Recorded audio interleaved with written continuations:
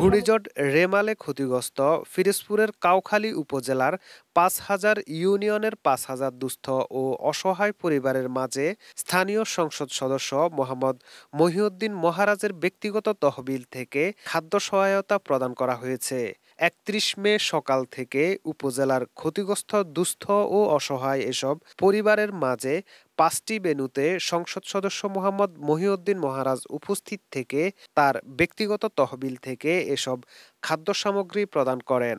এ সময় উপস্থিত ছিলেন উপজেলা পরিষদের চেয়ারম্যান মোহাম্মদ আবু সাইদ মিয়া মনু, উপজেলা নির্বাহী কর্মকর্তা সজল মোল্লা, উপজেলা আওয়ামী লীগের সভাপতি বীর মুক্তিযোদ্ধা একেএম আব্দুস শহীদ, সাধারণ সম্পাদক মনিরুজ্জামান তালুকদার পল্টন, থানার officer in charge OC Mohammad Humayun Kabir, vice chairman Mridul Ahmed Sumon সহ আরো অনেকে উপস্থিত ছিলেন।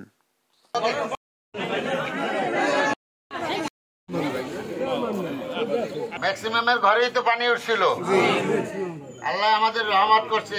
আমরা ইউনিসেফদের সাথে কথা বলে যে সমস্ত স্কুল, মাদ্রাসা, কলেজের ক্ষতিগ্রস্ত হয়েছে তালিকা নিয়েছি। আমরা ইতিমধ্যে সেটি শিক্ষা অধিদপ্তরে পাঠিয়েছি এবং চিফ ইঞ্জিনিয়ারের সাথে আমি কথা বলেছি। তো যাই হোক, সর্বদিকে আমরা ত্রাণ মন্ত্রীকে আমরা ডিউ দিয়েছি। ত্রাণের 3টি আসনের মধ্যে সর্বোচ্চ বরাদ্দ ইনশাআল্লাহ পিরোজপুর 2 আসনে।